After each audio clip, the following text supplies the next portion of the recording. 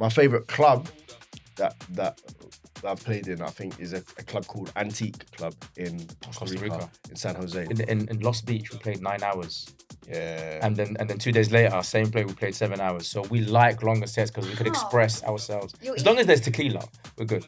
You're not eating? No. No, no Like a food. little snack, like a little. Nah, man.